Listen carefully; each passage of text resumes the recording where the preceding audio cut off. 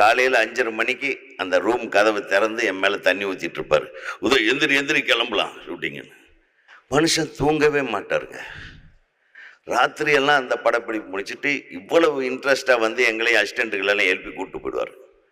பார்த்தா எனக்கு அப்படியே கண்ணு செக்க செவேன்னு இருக்கும். அவர் கண்ணு, ஐயோ எங்கள் சின்ன கவுண்டர் கண்ணு வெள்ளை வெளியேறுன்னு இருக்கணுமே, சாந்தா சொரூபியாக இருக்கணுமே. நான் என்ன பண்ணுவேன், இந்த தலையை முடி இப்படி கட்டிட்டு படுக்க வச்சுருவேன். நீங்கள் நல்லா தூங்குங்க, நான் சொல்கிறப்ப எந்திரிச்சா போதுன்னு. அவர் ஒரு குழந்தை மாதிரி அப்படியே தென்னை ஓலையை அப்படியே விரித்து படுத்து, தென்னை ஓலையிலேயே கீழே தலைமையில் ஒரு ஓலையை போட்டு அப்படியே படுத்து தூங்கிடுவார். ஒரு 10:30 மணிக்கு எழுப்புவேன்.